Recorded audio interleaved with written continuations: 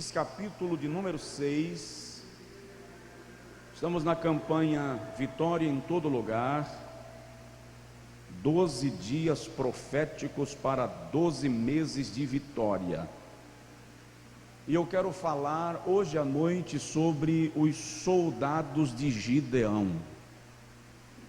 Vamos identificar em que grupo nós nos encontramos, porque identificando de qual grupo somos ou a qual grupo destes soldados pertencemos, também veremos como poderemos vencer as batalhas que travamos na nossa trajetória espiritual para alcançarmos as promessas de Deus.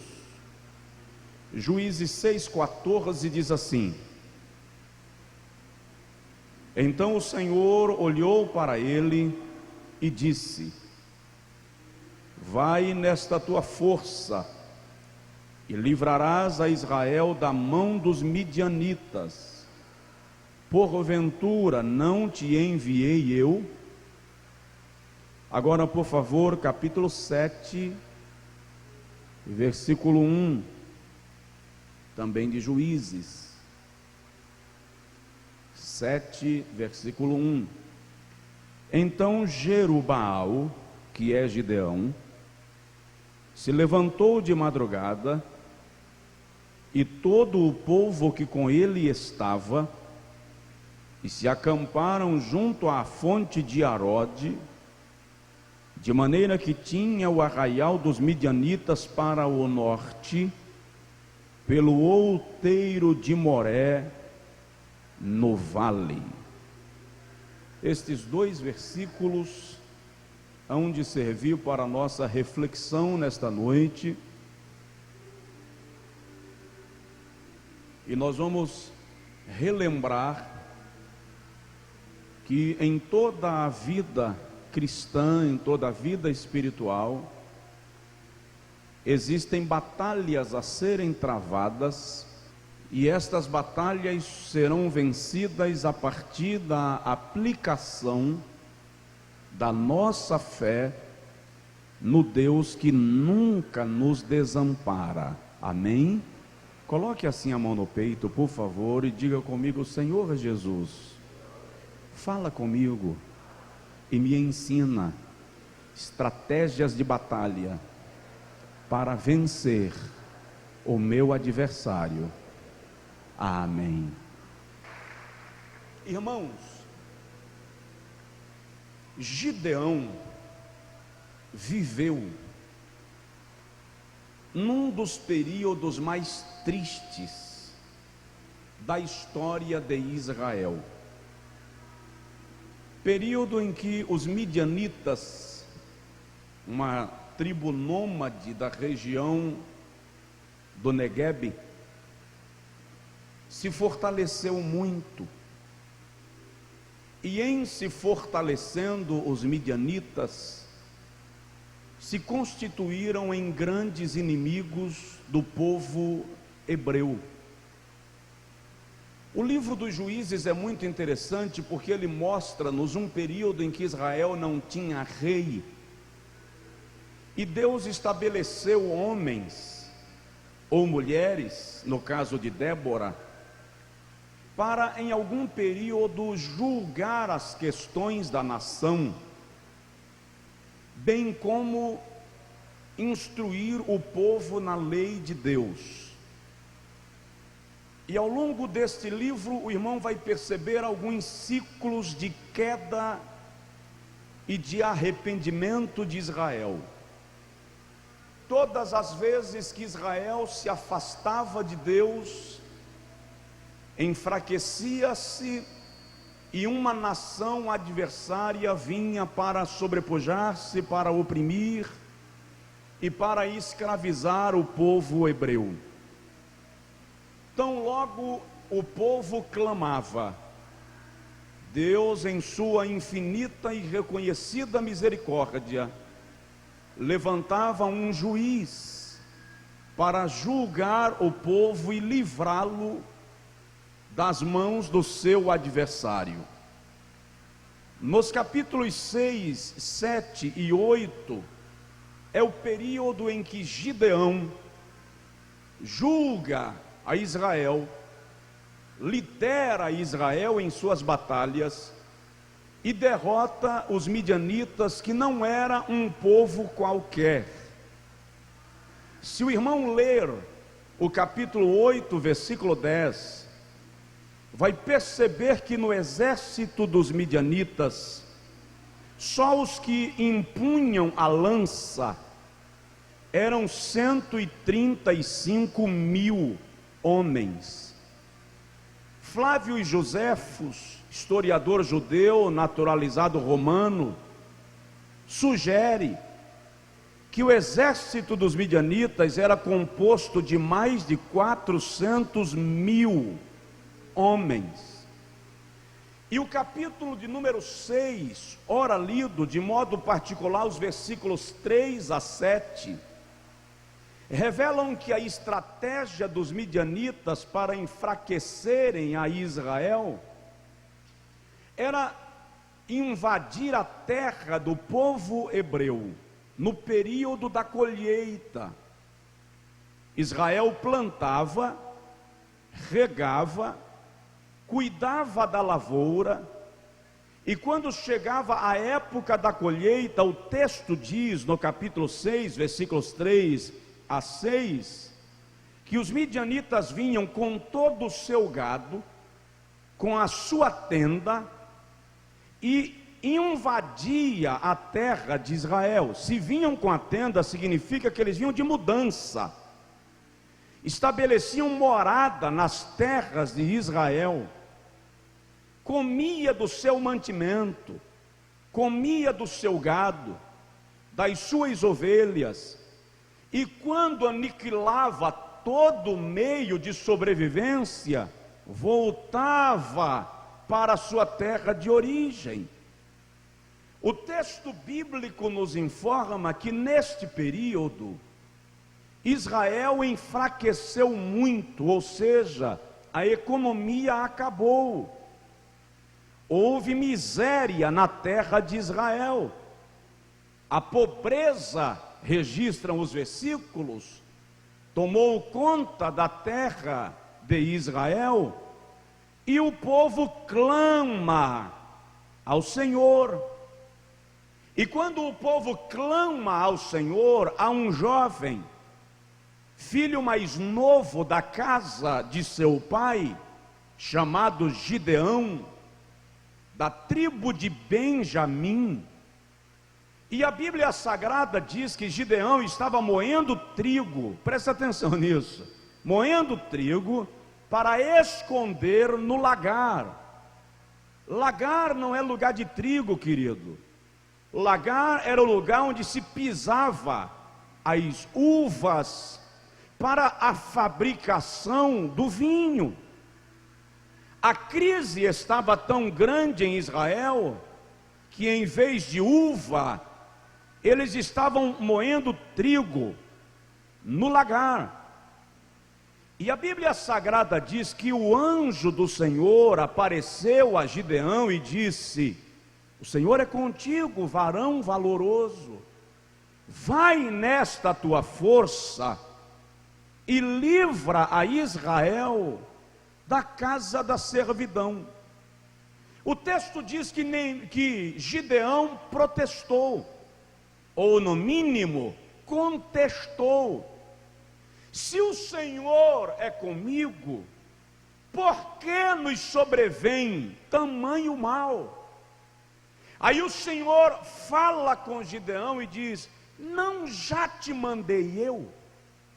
Vai, livra a Israel da casa da servidão. Olha o argumento de Gideão: Senhor, eu sou o menor da casa do meu pai, e a casa do meu pai é a menor da tribo de Israel.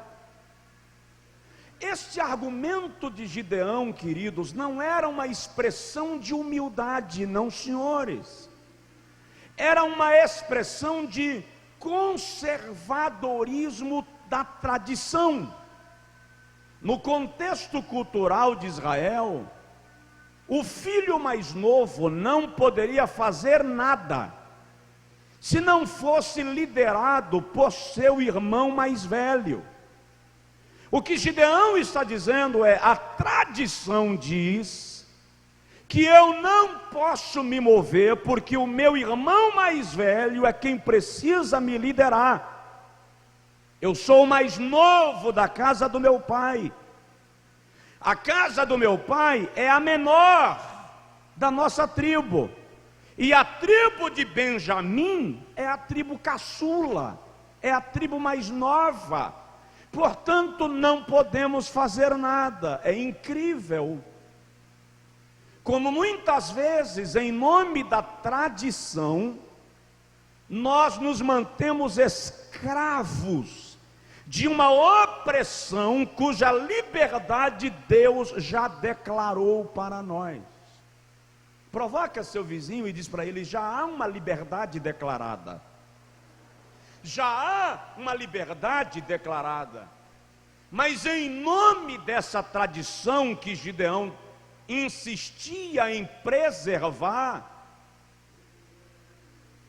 ele se mantinha escravo e não obedecia à ordem de Deus. Note que o anjo diz assim: não já te mandei eu? Ou seja, esta não era a primeira vez que Deus estava falando com Gideão. O Senhor já havia lhe apresentado a solução, mas Gideão teimava em permanecer escravo para não trair a cultura, para não romper com o hábito. Quando o hábito é instrumento de escravidão, ele não é bênção, ele não é bom. Nesta campanha Vitória em Todo Lugar, você vai precisar identificar e perceber que há problemas que só permanecem contigo porque você insiste em manter a aliança com a tradição, perdendo a liberdade que Deus já liberou para a sua vida. Algumas vitórias de Deus para nós absolutamente não dependem de Deus. Algumas vitórias só dependem de nós. Quantas vezes a gente está orando e dizendo: Deus, faz, e Deus está olhando para nós dizendo assim: eu já fiz, se movimenta. Eu já declarei, se move. Eu já abri a porta, passa por ela. Eu já providenciei, vai buscar. Ou seja, o milagre Deus libera e nós permanecemos presos, cegos pela tradição. Você me entendeu? Diga amém. Provoca o vizinho e diz para ele: tem vitória que não depende mais de Deus. Agora só depende de você. Agora depende de você. É você quem precisa se mover. É você quem precisa empunhar a arma e partir para conquistar a vitória que Deus já garantiu para a sua vida. Se você conseguiu entender isso, diga um amém, diga um glória a Deus. Então faz uma análise.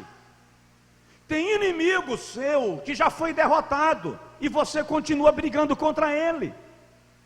Tem prisão sua que já foi quebrada e você permanece dentro dela. É isso que o Senhor estava dizendo a Gideão: vai nessa tua força, não já te mandei eu? Então Gideão, ao longo do texto bíblico do capítulo 6, pede a Deus dois sinais interessantes.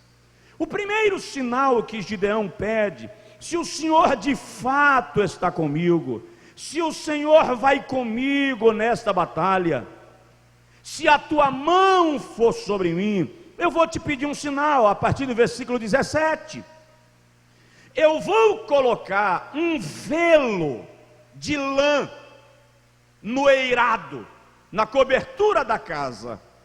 Durante a noite o velo vai estar lá.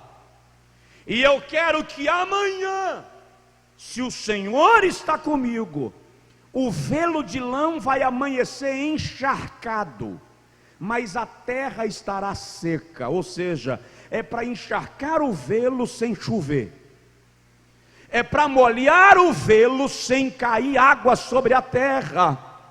E a Bíblia Sagrada diz que no dia seguinte, quando amanheceu, Gideão subiu no eirado e pegou o velo e o apertou, e o velo estava encharcado, mas não havia chovido sobre a terra. Aleluia! Provoca assim o vídeo e diz para ele: você é o velo de lã, você é o velo de lã. Pode estar seco em redor, mas o Espírito Santo continua encharcando a tua alma com a sua presença e manifestando o seu poder na tua vida. Aleluia! Aí Gideão percebeu o sinal, mas diz a Deus: eu peço-te mais um sinal. Amanhã eu quero o inverso. Eu vou colocar o velo de lã na eira, mas agora eu quero que o velo esteja seco e toda a terra inundada e toda a terra encharcada. Quando amanhece o dia, correnteza estava escoando no solo da fazenda de Gideão.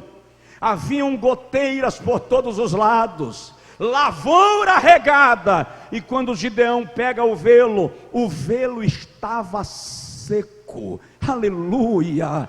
Não há sinal que você peça a Deus que Ele não possa te dar. A terra está seca, mas você está encharcado. E entenda, não condene a terra seca. Amanhã a terra que ontem era seca estará inundada pela glória de Deus, por sua causa.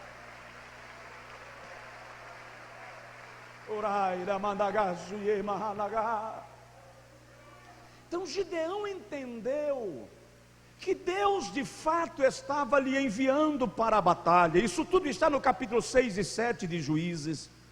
Então Gideão convoca 32 mil homens para a guerra. Quantos homens?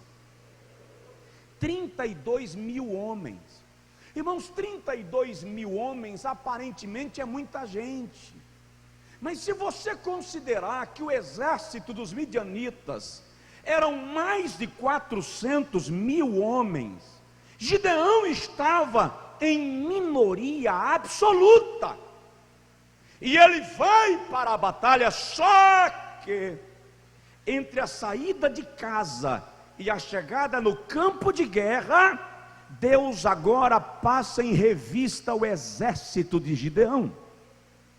Deus resolve selecionar os que vão à guerra. Muita gente é hebreu, mas não está pronto para a guerra. Muita gente está na igreja, mas não vai participar das grandes conquistas. Muita gente está na igreja, vai desfrutar das conquistas, mas não terá história de vitória para contar, porque só viu a conquista, não viu a batalha.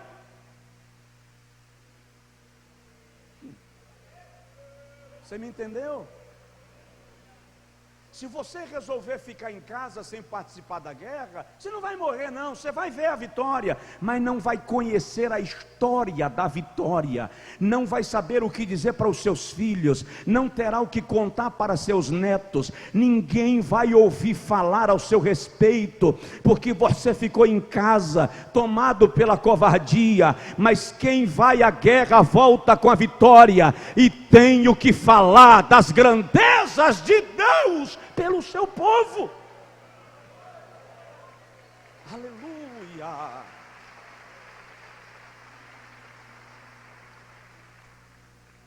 Vamos observar agora os 3 grupos que estavam no exército de Gideão. Haviam 3 classificações de pessoas. Quando Deus resolve passar em revista o exército de Gideão, o primeiro grupo era o grupo dos medrosos, dos covardes.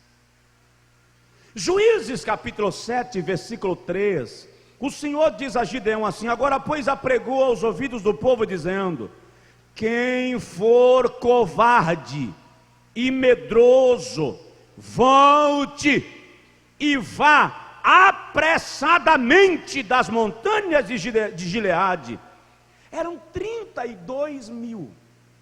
Presta atenção, tem um exército de 32 mil pessoas na minha frente. Aí Gideão para e diz assim: soldados de Gideão, preparar. Sim, senhor. O Senhor disse que os covardes corram para as montanhas. 22 mil correram.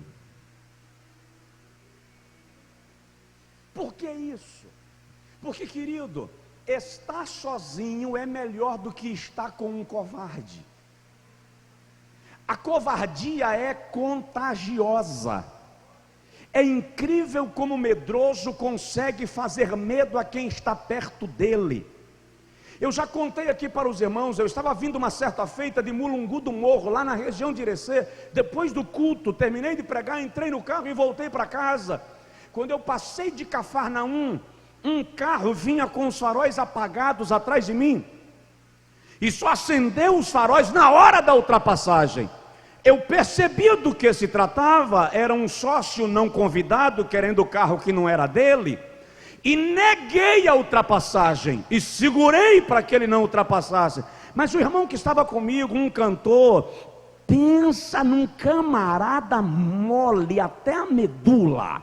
Esse camarada entrou em desespero. Josué, é bandido, Josué, vai pegar a gente. Calma, irmão, relaxa. E relaxa o que, Josué? Rapaz, pelo amor de Deus, para de medo. Esse camarada começou a me importunar tanto com a covardia dele, que daí a pouco eu também estava com medo. Aí eu me revoltei no meu medo e falei com ele: ou você cala a boca, ou eu vou parar e vou abrir as portas do carro e entrego o carro e a gente vai para casa a pé. Aí ele falou assim: e quem disse que é o carro? É a vida. Isso que vida, rapaz? Está pensando que o cara quer a tua vida? Não serve para ele não. Ele quer o carro. Agora, cala a boca que a gente sai. E ele calou a boca e freava com um pé, acelerava com o outro, colocou a mão na trava do freio de mão e disse: solta daí para você não puxar na hora errada. Uma agonia. Querido, soldado covarde pesa contra você na batalha.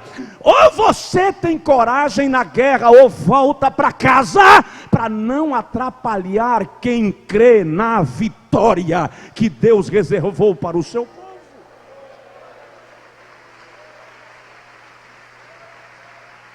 Lá no livro de Deuteronômio, capítulo de número 20, versículo de número 8, quando o Senhor traz para Israel as leis da guerra, uma das coisas que o Senhor estabelece é que no dia da guerra, os covardes deveriam ser liberados de suas obrigações militares.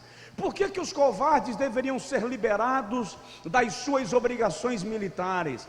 Para não contagiar a nação com o seu medo. Veja que o relatório de 10 espias covardes, em Números capítulo 13, afetou uma nação inteira. E é interessante que por causa daqueles 10, toda aquela geração pereceu no deserto e não entrou na terra prometida. Irmão, covarde e murmurador na obra de Deus é prejuízo para quem quer avançar. Provoca assim o vigia e diz assim: deixa teu medo longe, tá? Deixa teu medo longe. Não tenha medo, aleluia. Não tenha medo. Mas a igreja está cheia desse grupo, o grupo dos covardes. Não vai dar certo. Eu acho que isso aí já é batalha perdida. Eu já avisei. Aí quando o negócio dificulta, eu não tinha dito que estava errado esse negócio. Tá vendo aí? Ninguém quis me ouvir. Oh, querido, em nome de Jesus, volta para as montanhas. Vai, foge para as montanhas, porque num exército de conquista só cabem aqueles que confiam no Deus que deu a estratégia da batalha. Aleluia, aleluia. Primeiro livro de Samuel, capítulo 17, versículo 23, a Bíblia Sagrada diz que Israel estava acampado para guerrear contra os filisteus. De repente a palavra de Deus diz que apareceu um camarada um pouco alto. Golias media aproximadamente 3 metros de altura. Era um famoso guerreiro de Gate, descendente de uma famosa família de gigantes guerreiros. Aí o texto diz no versículo 23 e 24, que Golias chegava para desafiar a Israel, e está escrito que ele vinha ao arraial todos os dias, ao amanhecer e ao entardecer. Aí a Bíblia diz assim: todas as vezes que Golias aparecia, isso está no versículo 24, Israel fugia de diante dele. Presta atenção nisso. Cada vez que Golias aparecia, todos os homens de Israel, vendo aquele homem, fugiam de diante dele e tinham grande medo, temiam grandemente. Presta atenção. Segunda-feira, Golias aparece no arraial, Israel dá um passo atrás. À tarde, Golias aparece no arraial, Israel dá mais um passo atrás. Terça pela manhã, Golias aparece no arraial, Israel dá mais um passo atrás.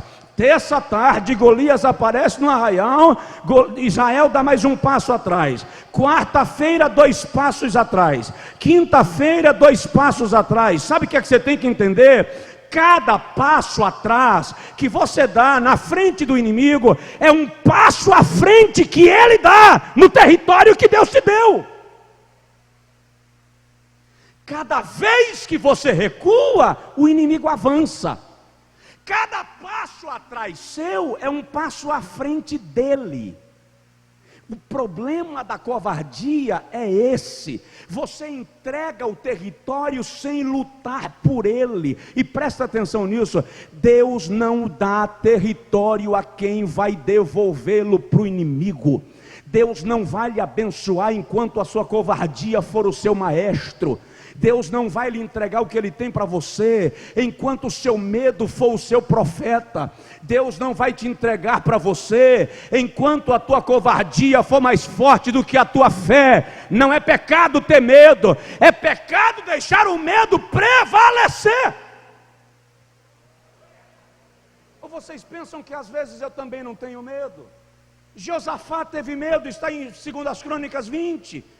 Davi teve medo, está em 1 Samuel 26, e olha que não é um Josué do Angico qualquer, é Davi, querido, e ele teve medo, mas nenhum deles se deixou vencer pelo medo. Sacode o vizinho e diz para ele: não se deixe vencer pelo medo, não se deixe vencer pelo medo. Aleluia!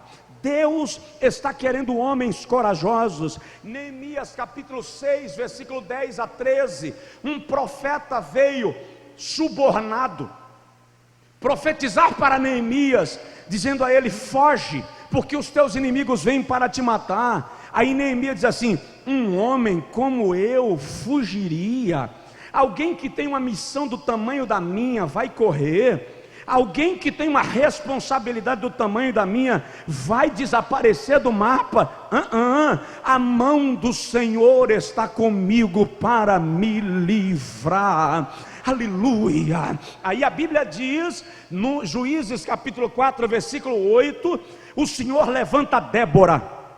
Débora vai e profetiza para Baraque, e diz assim: o Senhor é contigo para te dar vitória contra Sísera, rei da Assíria. Aí Baraque, tomado de medo, olha para Débora e diz assim: eu só vou à guerra se tu fores comigo. Ô meu querido, se Deus mandou ir, você não tem que ficar pendurado em ninguém. Deus mandou, irmão. Provoca o vizinho e diz para ele assim: Deus mandou, irmão. Se Deus mandou, você não precisa ficar pendurado em ninguém. Aí Débora olha para Baraque e diz assim: eu vou contigo, e a guerra vai ser vencida, mas a honra não será tua. Por quê? Porque Deus Deus não tem compromisso em honrar covarde, Deus não tem compromisso em honrar medroso. Baraque vai para a guerra contra Sísera, vence a batalha, mas quem matou Sísera foi uma dona de casa que estava na sua tenda preparando o almoço, e Sísera veio pedir dormida, e ela eliminou o inimigo de Israel. O primeiro grupo dos soldados de Gideão são os medrosos. Deus está querendo que você vença seu medo. Presta atenção nisso: ou você vence o teu medo, ou o território não será conquistado. Eu vou repetir: tem batalha que não depende, tem vitória que não depende mais de Deus, só depende de você. Você precisa se movimentar na direção que Deus estabeleceu. Alguém pode dizer glória a Deus? Esse é o primeiro grupo dos soldados de Gideão. Agora pergunte assim para o seu vizinho: a qual grupo você pertence?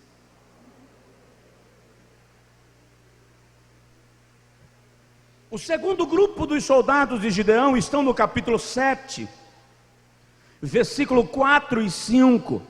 Eu vou chamá-los de corajosos, porém despreparados. Não basta a coragem, é preciso o planejamento. Corajosos, mas empolgados, afoitos, sem organização. Olha o que o Senhor diz a Gideão no capítulo 7, versículo 4 e 5: ainda há muito povo, faze-os descer às águas, e ali os provarei. E será que aquele que eu te disser, este irá contigo? Este contigo irá.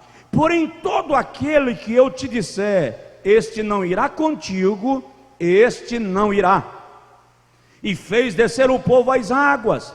Então o Senhor disse a Gideão: qualquer que lamber as águas com a sua língua, como as lambe o cão, esse porás à parte. Como também a todo aquele que se abaixar de joelhos a beber. E foi o número dos que lamberam, levando a mão à boca, 300 homens. Se eram 32 mil homens, e 22 mil foram embora na primeira leva, só restaram 10. Agora só restam 300. Significa que 9.700 homens eram corajosos, mas não estavam preparados para a guerra.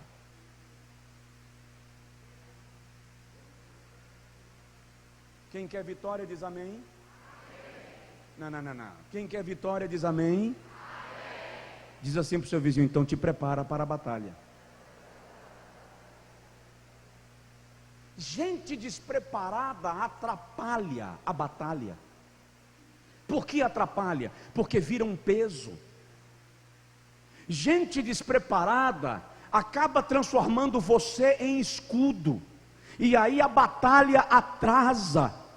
Lá no livro que recebe o nome de Josué, capítulo 7, versículo 3 a 5, há um episódio destes. Eles vão conquistar a cidade de Ai, e alguém chega para Josué e diz assim: não manda todo o povo para a guerra, porque Ai é uma cidade pequena, manda apenas uns 2-3 mil homens que resolverão o problema. E a Bíblia diz que foram 2.000 homens batalhar contra Ai, mas os homens de Ai reagiram. 36 homens de Israel morreram, porque estavam corajosos, mas não haviam se preparado para a batalha. Tem muita gente que não se organiza para o que tem que fazer para Deus. Quando Israel estava em guerra contra os filisteus, nos dias de Eli, 1 Samuel capítulo 4, versículo 2, a Bíblia diz que Israel mandou a arca de Deus descer do templo em Siló para o arraial de guerra, e os filisteus disseram: ai de nós, porque nunca se sucedeu tal coisa. Os deuses desceram ao arraial, E este é o Deus que espatifou o Egito e livrou a Israel com um forte braço estendido. Mas o problema é que a arca estava lá, mas Deus não estava com eles. Israel perdeu a guerra, os sacerdotes foram mortos e a arca foi levada para a terra dos filisteus. Quem subestima o inimigo corre um sério risco de perder a batalha. Provoca seu vizinho e diz para ele: não brinque com o diabo, não brinque com o adversário, ele está levando a batalha a sério. Prepare-se para a guerra, organize-se para a conquista. Existem 3 fontes de preparo para a batalha. Existe a secular. Prepare-se secularmente, se organize, monte a estratégia, prepare-se para a batalha. A Bíblia diz que Moisés, Atos 7:22, foi instruído em todas as ciências e letras do Egito. Atos 22:3 diz que Paulo foi instruído aos pés de Gamaliel. Preparação secular. Tem gente que pensa que a vida espiritual só é vencida com oração. Olha para cá, querido. Oração é a arma fundamental da vida do cristão. Mas tem coisas que não é a oração que resolve. Vai fazer um vestibular, passa 40 dias de jejum e não estuda para Deus te revelar a resposta das provas. Que aí vem um menino que comeu todos os dias de manhã, de tarde, de noite, mas não saiu de cima do livro, te dá de 1-0 e toma vaga. Você vai para uma entrevista de emprego e faz 7 dias de jejum, mas não se preparou para a entrevista de emprego. Aí chega alguém que não sabe nem o que é jejum, mas se preparou e ganha a vaga, porque você não se organizou.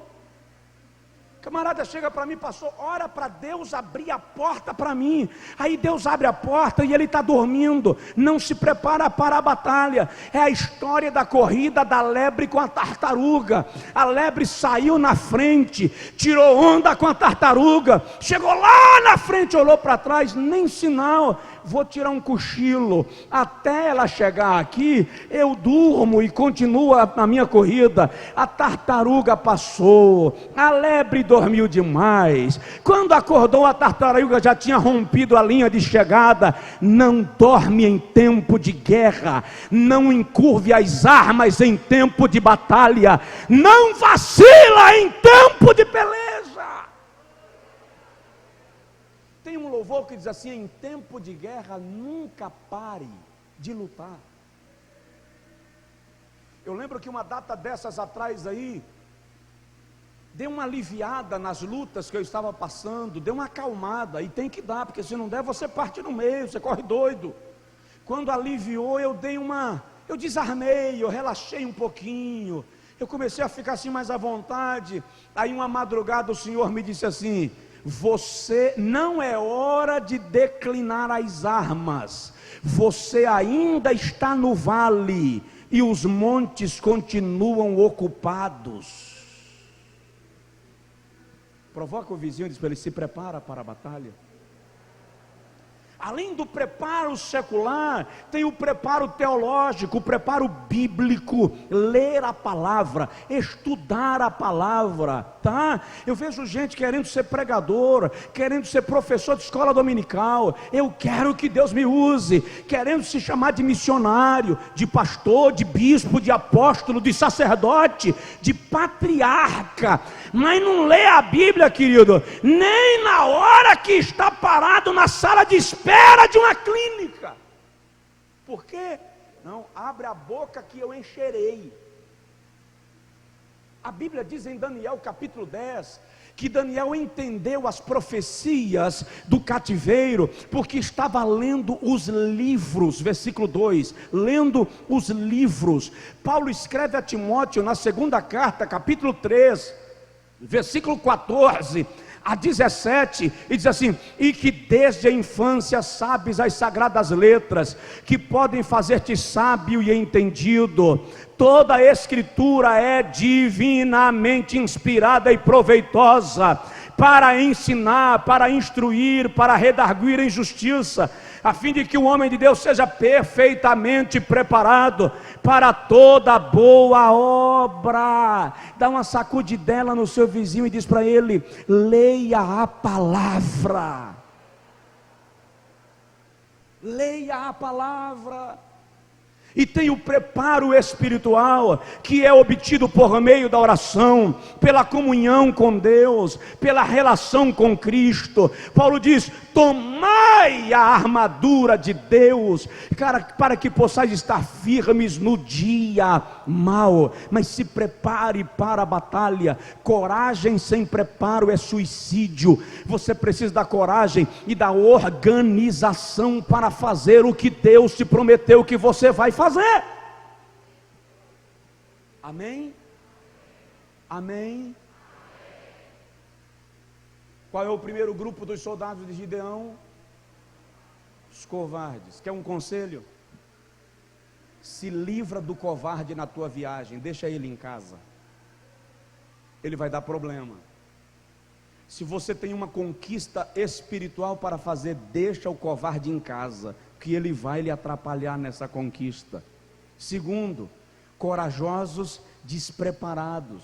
É um problema, é afoito demais, é empolgado demais, e nessa empolgação sofre o ataque porque não se preparou, bebeu água como cachorro, com a boca na fonte. O terceiro grupo de soldados de Gideão, os vigilantes, os atentos. Quem são eles? Aqueles que para tomar água, com uma mão seguraram a espada e com a outra beberam, com uma mão segurando a arma e com a outra bebendo. Quando você está em guerra, você não pode relaxar, você não pode soltar as armas, porque o teu inimigo pode te atingir numa hora de vacilo. Quando você está em batalha, você não dorme. Quando você está em batalha, você não brinca. Quando você está em batalha, você não subestima. Quando você está em batalha, você segura a arma até vencer.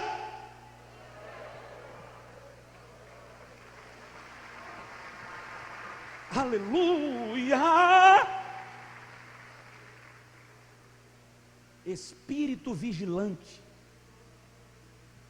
O seu inimigo vai arrumar uma série de artimanhas para mudar o seu foco. O seu inimigo vai criar uma série de circunstâncias para lhe distrair. Vai criar uma série de circunstâncias para lhe tirar da rota que Deus estabeleceu. É preciso, portanto, estar vigilante à gravidade da peleja. Quando Salomão escreve Provérbios capítulo 30, versículo 26, ele diz que os coelhos têm uma lição para nos ensinar.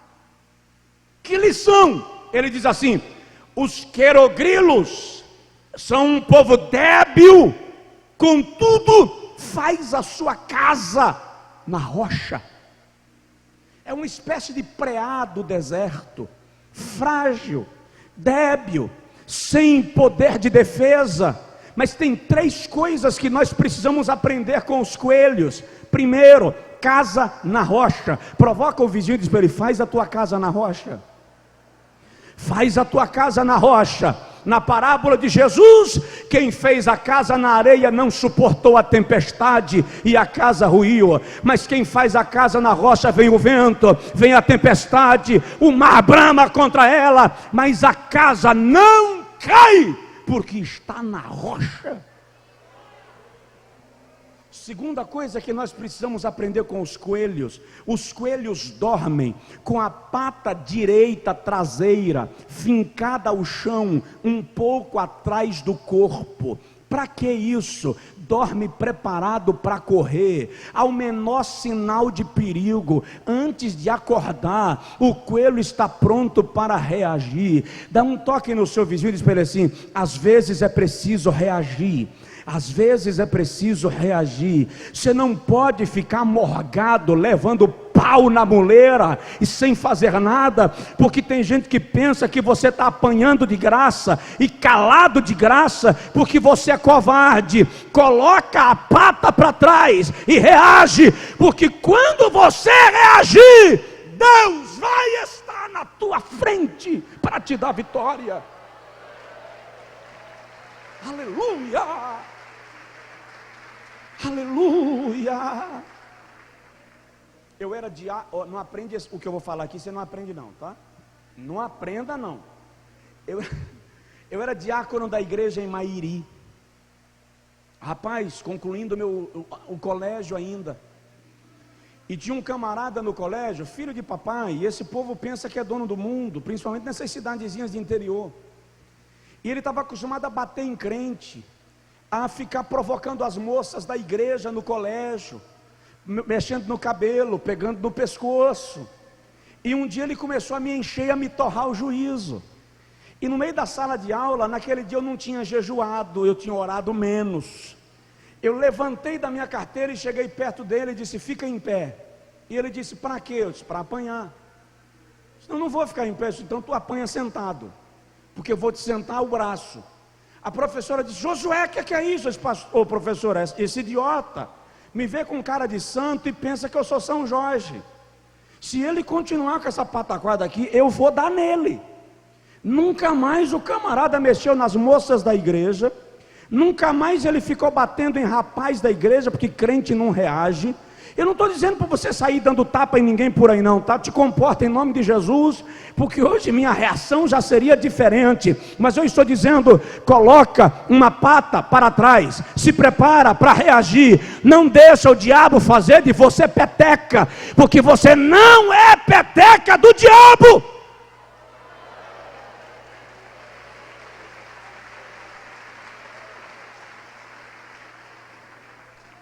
Seu marido vive lhe dando de tapa, mulher, e você nunca reage. Aprendeu a apanhar e começou a gostar. Sua mulher vive lhe dando na face, meu irmão, e você nunca reage. Aprendeu a levar tapa e acha bonitinho. Acorda, desperta. Deus está querendo te dar vitória, mas vitória é para quem está disposto a dar um passo à frente. Provoca aí o vizinho, espelho, avança, avança, aleluia, avança, em nome de Jesus de Nazaré. E a terceira lição para aprender com os coelhos sobre preparação: o coelho dorme com os olhos entreabertos. Há uma membrana que a natureza providenciou para o coelho, que quando ele fecha os olhos, a membrana desce inteiro, mas as pálpebras ficam entreabertas. Para quê? Ele está dormindo, pronto para correr, e está tendo visão do que está acontecendo ao seu redor. Dá uma provocada no seu vizinho e diz para ele assim: vigia, irmão.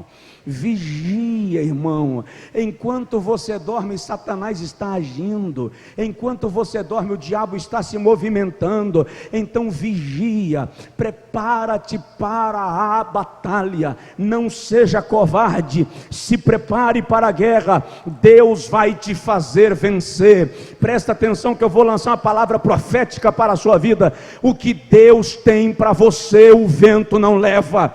O que Deus tem para você, ninguém toma. E se alguém tomar, Jeová vai lá e arrebata da mão, porque é teu. O que Deus prometeu a você, Ele vai cumprir.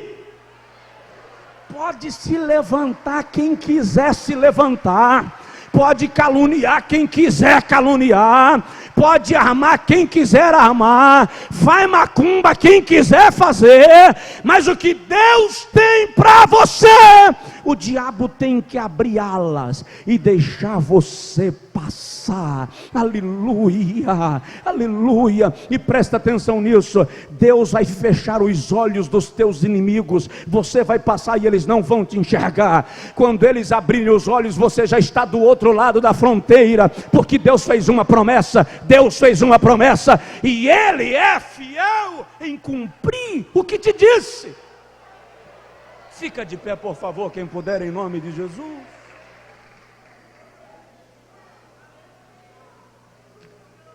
Aleluia! Aleluia!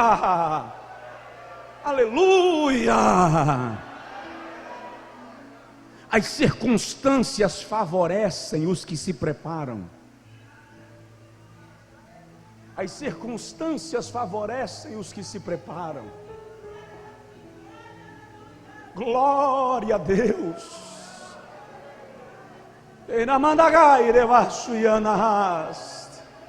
Eu estou lembrando agora de Agar.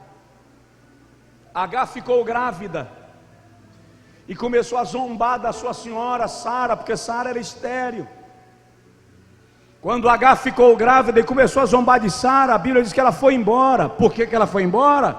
O que estava no ventre, querido, era filho de Abraão. Não tinha como Agar ir embora levando o filho no ventre e Abraão não se abalar. O que Agar queria era desestabilizar Abraão e colocar a promessa em questão. Quando Agar chega lá no deserto, falta comida, falta água. Aí o anjo do Senhor aparece a Agar e diz assim: ô Agar, volta, te humilha debaixo da mão da tua senhora, porque tu tem a gravidez, mas ela tem a promessa.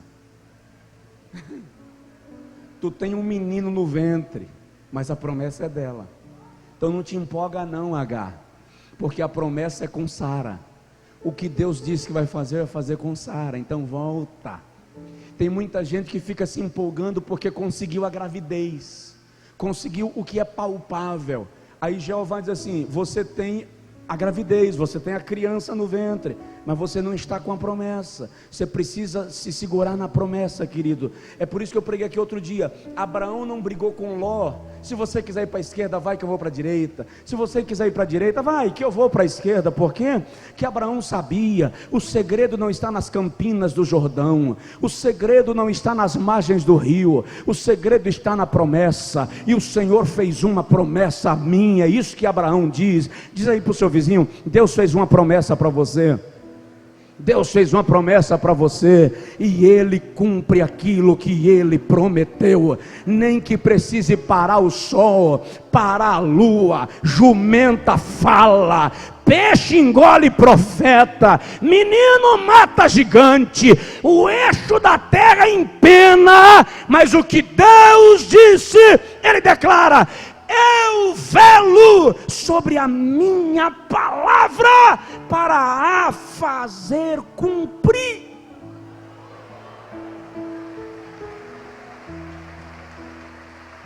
Aleluia! Oh, aleluia! Ore comigo agora. Não é pecado ter medo, mas não deixe o seu medo suplantar a sua fé. Apesar do medo, você precisa vencer a batalha, porque enquanto você está morgado no medo, os midianitas estão comendo da sua lavoura. E esta noite você vai bradar contra os midianitas. Você vai repreender e vai dizer a Deus: Senhor, eu não aceito que ninguém devore o ganho que o Senhor me deu. Eu não aceito que ninguém leve o fruto do meu trabalho. Eu plantei, eu reguei, e os midianitas estão chegando na época da colheita e levando o que é meu. E eu estou me posicionando nesta noite, declarando que o gado que o Senhor me deu é meu, que as ovelhas que o Senhor me deu são minhas, que a terra que eu lavrei, o fruto é meu, e o teu nome vai ser louvado. Diga isso ao Senhor. Pai, em nome de Jesus, nós cremos na Tua palavra, Senhor. Nós cremos nas Tuas promessas. E nós rejeitamos toda escravidão, em nome do Senhor Jesus. Senhor querido, midianitas personificados em demônios, personificados em inimigos que se levantam para nos explorar, personificados em ladrões que nos espreitam para roubar aquilo que é nosso. personificados em exploradores que estão nos extorquindo, personificados, Senhor, em funcionários que estão saqueando a loja, roubando a empresa, desviando valores. Nós estamos repreendendo agora esse espírito de miséria que está tentando levar o teu povo à bancarrota. Nós estamos repreendendo, Senhor, esse espírito de miséria que está fazendo os ganhos do teu povo desaparecerem pelo ralo. Deus, nós reivindicamos em Cristo, no poder do seu sacrifício, aquilo que o Senhor nos tem dado. Nós clamamos que o inimigo não toque, que o inimigo não leve, porque o Senhor preparou para nós. E no nome de Jesus Cristo agora, Pai, nós contestamos a covardia, nós contestamos a displicência e o despreparo, e nós estamos aqui como aprendizes do Senhor, para que Tu nos dês aulas de batalha, porque nós queremos vencer, em nome de Jesus. Estenda a sua mão em direção à sua casa agora, e comece a profetizar contra os midianitas. Comece a profetizar contra os midianitas. Declare em nome de Jesus que o fruto da sua lavoura não será levado. Declare em nome de Jesus que o fruto do seu trabalho não será levado. Comece a dizer a Deus: Senhor, me roubaram, me lesaram, meu sócio levou o que era meu, eu não quero o que é dele, Senhor, mas o que é meu, eu estou reivindicando aos pés da cruz. Comece a declarar isso agora, aleluia.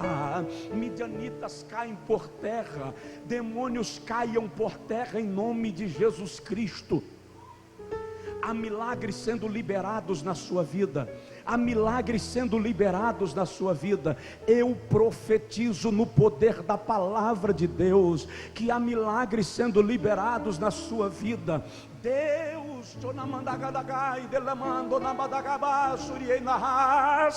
Deus está entrando na tua casa hoje, Deus está entrando na tua empresa hoje, Deus está entrando em teus negócios hoje, Deus está entrando em teus projetos hoje. Nós profetizamos vitória em todo lugar. Eu profetizo vitória na tua família, eu profetizo vitória na tua casa, eu profetizo vitória nas tuas finanças, eu profetizo vitória na tua empresa e no teu emprego, eu profetizo vitória nos teus estudos. Eu profetizo pelo poder da palavra, vitória em todo lugar, vitória em todo lugar, em nome de Jesus.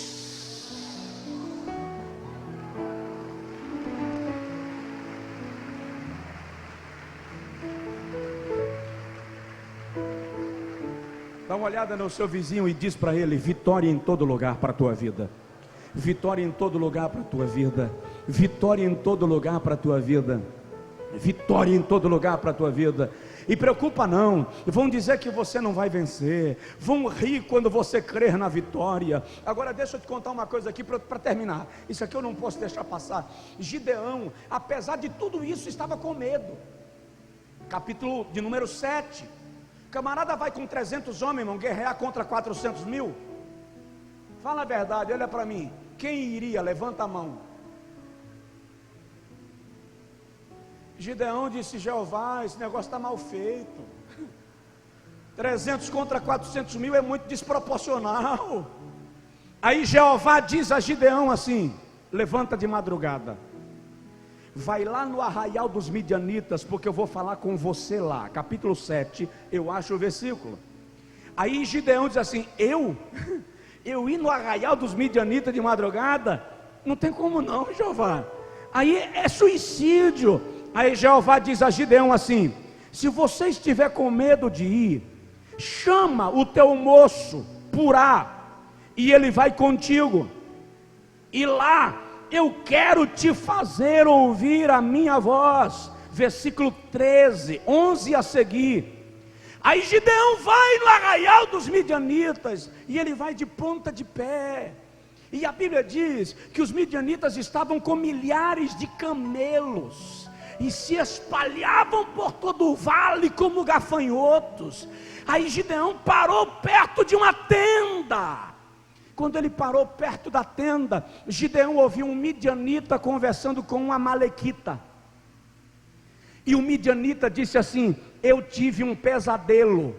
E o amalequita pergunta: que pesadelo? O midianita disse: eu vi um pão de cevada torrado, descendo montanha abaixo e derrubando todas as nossas tendas. Pão de cevada torrado? Era assim que os midianitas chamavam Israel por causa da miséria, porque pão de cevada torrado era a comida dos miseráveis, a comida dos pobres. Então Israel era visto como um pão de cevada torrado. Quando o midianita disse para o amalequita: eu vi um pão de cevada torrado derrubando a tenda, o amalequita disse: um pão de cevada torrado nada. Isso é a mão do Deus de Israel. Versículo 14, 15. Isto é a mão do Deus de Israel. Ele está com Gideão, e Gideão vai vencer essa batalha. Olha para cá. Tem coisa mais gostosa do que Deus usar a boca do teu inimigo para profetizar para você que você vai vencer? Tem coisa mais gostosa que Deus usar a boca do midianita para dizer a você que a vitória é sua? Aí Gideão voltou com todo o gás. Quando ele chegou perto dos 300, ele disse: vem para cá, divide em 3 grupos de 100. Cada um toma um vaso de barro e coloca uma tocha acesa dentro do vaso de barro, e vai cada grupo de 100 para um lado. Quando eu gritar pelo Senhor e pela espada de Gideão, quebra os 300 vasos juntos e vamos ver no que dá. Que estratégia sem graça. Quebra vaso para encher exército. Irmão, a melhor acústica do planeta está exatamente naquele vale onde Gideão lutou. Quer ver uma coisa? Para o teclado, só um segundinho. Quem sabe fazer assim? Vamos fazer junto? Vamos lá?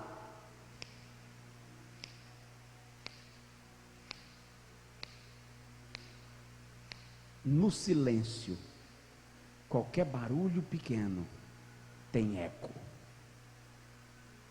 Faz assim. Todos juntos, vamos lá?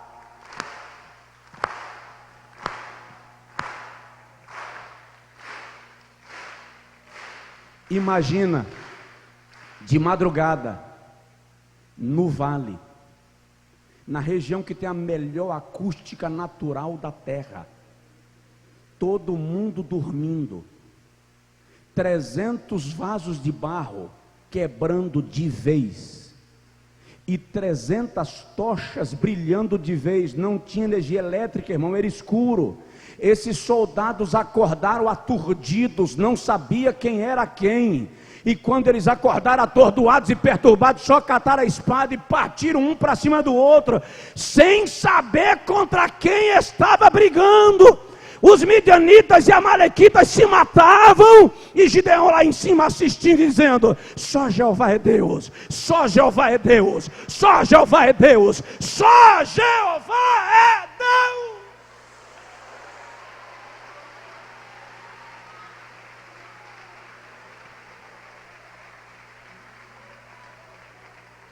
Diz aí para o seu vizinho: nessa batalha você só tem que quebrar o vaso.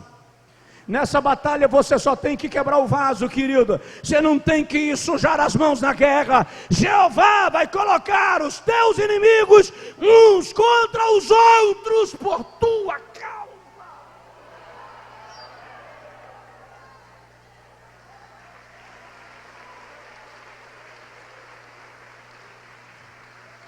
Só quando amanheceu o dia foi que eles perceberam que estavam se matando. Aí os que ainda estavam vivos partiram correndo. Projeta aí no Juízes 7:4, me parece. A Bíblia diz, Juízes 8:4, a Bíblia diz que os que sobreviveram e fugiram, os soldados de Gideão correram atrás. E olha o que a Bíblia diz. A Bíblia diz assim: estavam fatigados fatigados, mas ainda perseguindo, cansados, mas ainda perseguindo, angustiados de cansaço, mas ainda perseguindo. Isso é no capítulo 8, depois você dá uma lida.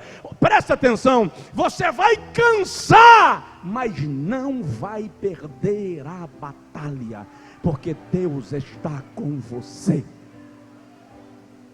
Dá uma olhadinha no vizinho e espera assim: Deus está comigo. Deus está comigo. Agora diz para o seu vizinho: o Deus que está comigo está com você também. O Deus que está comigo está com você também. Aleluia, aleluia, aleluia. 8:4, Juízes 8:4. Cansados, mas ainda perseguindo, fatigados, mas ainda perseguindo. Diga comigo assim: eu não vou cair. Repete: eu não vou cair. Fala aí: ninguém me espere morto na estrada. Aleluia. Nenhum zoólogo encontrou até hoje carcaça de águia. Águia não cai no pasto para morrer. Águia sobe para morrer no penhasco. Aleluia.